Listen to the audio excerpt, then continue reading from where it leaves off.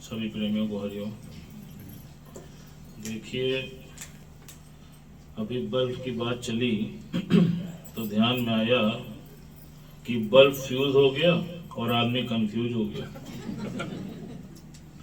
अब आया था किस काम को, क्यों सोया चादर तान, संत सवाल सरगुला, अपना रूप पहचान, समझ मन दर्शन यही भगवान।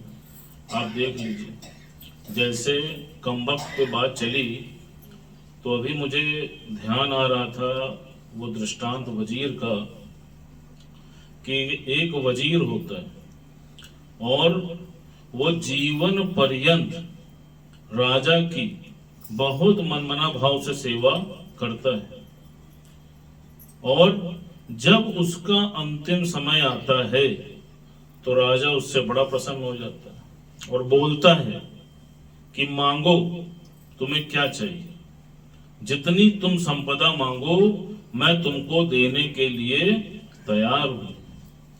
तो वजीर क्या कहता है, कहता महाराज मैं इस संपदा का क्या करूंगा, मैं तो जा रहा हूं, अगर मुझे कुछ दे सकते हो तो मुझे 2 घड़ी का जीवन दे दो। कहा बस यही नहीं दे सकता, ये मेरी पावर में नहीं है, बाकी जो मांगो दे सकता हूं। कहा ठीक है, फिर एक काम करो, मेरे लिए एक पेन और एक कागज लाके दे दो। क्या किया वजीर ने, उस कागज पर अपने खून से लिखा, कहा जिस वजीर को मैंने पूरा जीवन दे दिया वो मुझे 2 घड़ी का जीवन ना दे सका, और जिस परमात्मा ने मुझे पूरा जीवन दिया मैं उसे 2 घड़ी का जीवन ना दे सका। आप देखो, तो कम से कम ये कसक आपके मन में भी ना रह जाए, इसको ध्यान रखना। और ये कसक जैसा भी बोला ना, अंत समय में रील उल्टी घूमती है। आप देख लेना, जब कोई आदमी ऑन बेड हो जाता है और उसके जीवन की आस समाप्त हो जाती है, उसको अंदर से एहसास हो जाता है कि अब मैं नहीं बचूंगा। देखो उसकी आंखों में झांक के देखना, तुम्हें पश्चाताप के आंसू दिखाई देंगे। और ज्ञानी का जब अंत होता है तो वो प्रसन्न होता है। क्यों? क्योंकि उसका जीवन सफल होता है। उसने जीते जी क्या किया, उसने जीते जी परमात्मा का ही तो कार्य किया। और अज्ञानी उसने जीते जी सिर्फ माया का कार्य किया, इसीलिए उसके मन में पश्चाताप के आंसू होते हैं कि परमात्मा ने इतना सुंदर मनुष्य का जीवन मुझको दिया था, लेकिन मैंने उसको कहां गवा दिया, मैंने उसको भोगों में गवा दिया। आप देख लो, जैसे भी उदाहरण दिया ना कि गधे बनोगे सुअर बनोगे तो डंडा ही डंडा खाओगे, और परमात्मा ने तुमको करुणा करके इतना सुंदर मनुष्य का तन प्रदान किया, लेकिन चूंकि तुमको उसकी अहमियत ही नहीं है, तुमको उसकी वैल्यू ही नहीं है कि मनुष्य का तन परमात्मा ने तुमको क्यों दिया है। ये वैल्यू जीवन में गुरु तुमको कराता है जब वो तुम्हारे जीवन में आता है। आप देख लो, आज सब यहाँ जितने भी बैठे हो, सबको अपनी श्वासों की वैल्यू हो गई कि नहीं हो गई? हो गई है ना? बहुत जोर से बोला किसने? Very good. देखिए, इनको भगवान ने दूसरा जीवन दिया। तो सबसे इंपॉर्टेंट चीज यही है कि तुम दुखी हो किससे? तुम दुखी हो अपने अज्ञान से। दुख कहीं नहीं है। जैसे भगवान ने बोला, कहा देखो जब कभी भी जीवन में विपरीत परिस्थिति आती है तो सबसे पहले कौन भाग जाता है? कहा सबसे पहले तुम्हारा धैर्य जवाब दे जाता है। कहा देखो जब विपरीत परिस्थिति आती है तो तुम्हें रखना है धीरज, और सबसे पहले तुम धीरज को त्याग देते हो। इसीलिए शास्त्रों में भी लिखा है, क्या लिखा है? कहा धीरज धर्म मित्र और नारी, आपत काल परखिए चारी।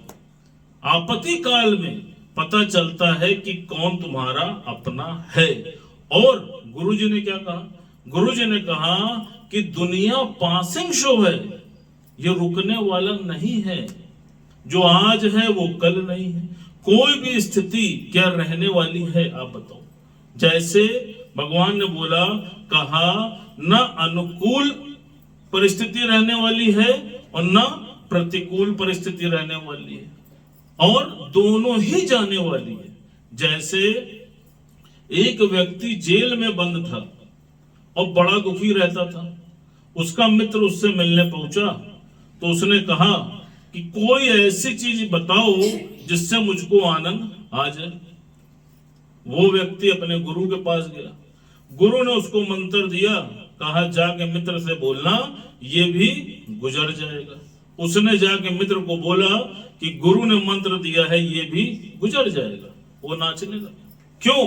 क्योंकि हर परिस्थिति गुजरने वाली है। हमारे गुरुजी ने क्या कहा? कहा चाहे अनुकूल आए और चाहे प्रतिकूल आए, तुम अनु और प्रति को हटा दो, तुम सिर्फ कूल को पकड़ लो। लेकिन तुम कूल छोड़ के फूल हो जाते हो। और गुरुजी ने क्या कहा? जो सत्संग में आता रहता है वो गुलाब का फूल हो जाता है। अब कौन सा फूल बनना चाहते हो ये तुम देख लो, सोचो। गुलाब का महकते रहोगे। सबसे बड़ी चीज क्या है? करन करावन आपे आप और मानुष के कछु नहीं हाथ। तुम्हारे हाथ में कुछ भी नहीं है। अज्ञानता में तुम कर्तापने के भाव में आ जाते हो।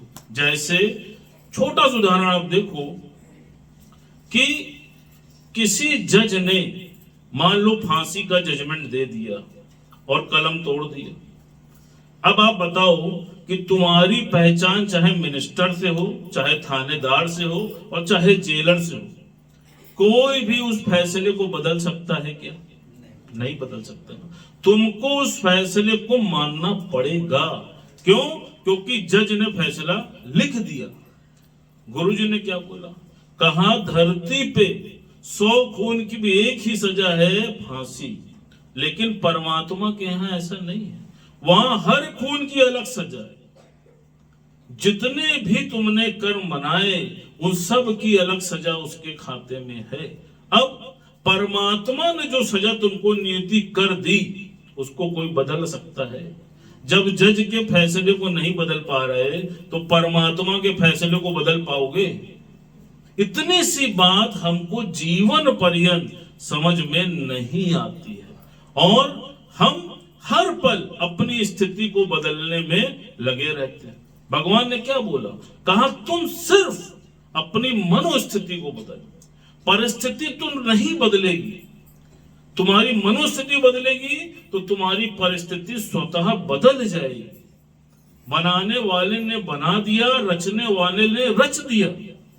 तुम्हें सिर्फ दृष्टा बन के उस चीज को एक्सेप्टेंस दे देनी। कहा जो दृष्टा है वो कर नहीं सकता और जो करता है वो दृष्टा नहीं बन सकता। तो कहा तुम चुपचाप भगवान की मर्जी से अपनी मर्जी को मिला दो। जिस दिन आपने इतनी सी युक्ति गुरु की मान ली, आप देखो कितना हल्का आपको जीवन लगने लगेगा। अच्छा एक चीज और है, आप सोचो कि अनुकूल और प्रतिकूल ये सिर्फ तुम्हारी समझ का फेर है। तुमको आज जो अनुकूल लग रहा है क्या पता उसमें प्रतिकूल छुपा हो। जैसे एक बार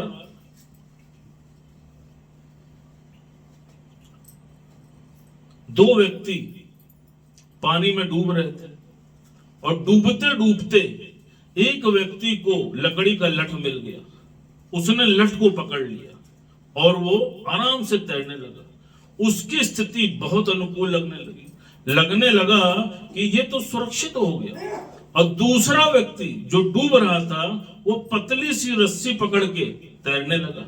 उसकी परिस्थिति बहुत प्रतिकूल लग रही थी। लेकिन कुछ दूर तैरने के बाद जिसने लठ पकड़ा था वो डैम में जाके गिर गया और मारा गया।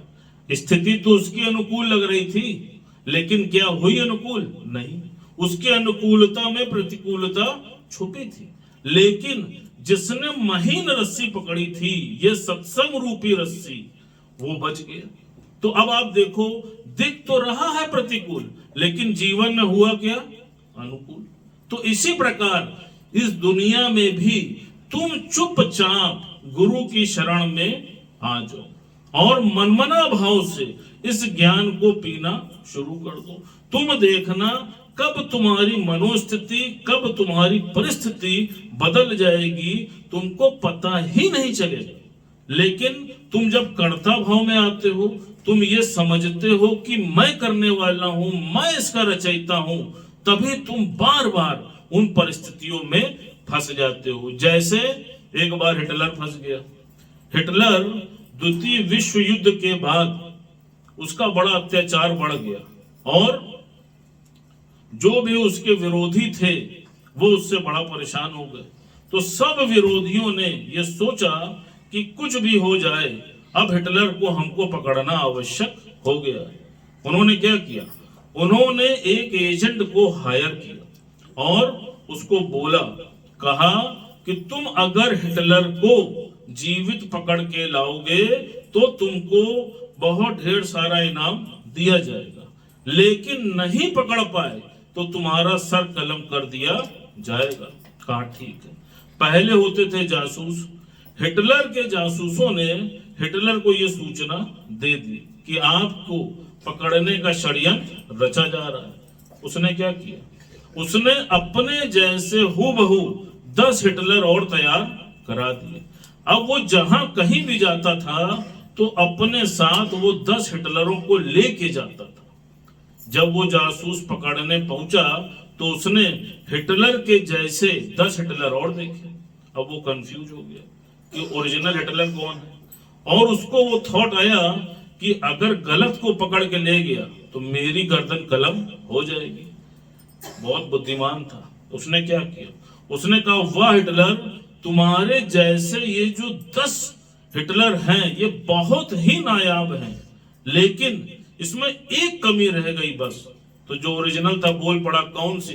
कहा बस चलो। अब देखो, कर्ता पने में ही तो हिटलर पकड़ा गया। इसी प्रकार तुम भी जब कर्ता पने के भाव में आते हो या मैं करने वाला हूं ये समझ के जीवित रहते हो तो हर पल तुम पकड़े जाते हो। गुरु ने क्या कहा? कहा सब कुछ सौंप दो। अब सौंप दिया इस जीवन का, सब भार तुम्हारे हाथों में, और है जीत तुम्हारे हाथों में और है हार तुम्हारे हाथों में। जब सौंप दिया तो फिर पकड़ना किस बात का? अब बताओ, सौंपोगे? अच्छा, वो पढ़ना जी बोल नहीं रही है। जब तक नवरत्नियां घोषित नहीं हो जाएंगी नहीं कहेंगे। क्या बोल रही है चित्रा जी?